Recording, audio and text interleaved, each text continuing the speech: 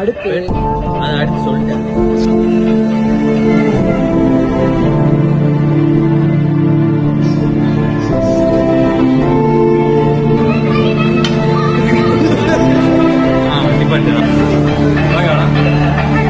நான் வைக்கும் போது நீ அடுத்து சொல்லிட்டேன்.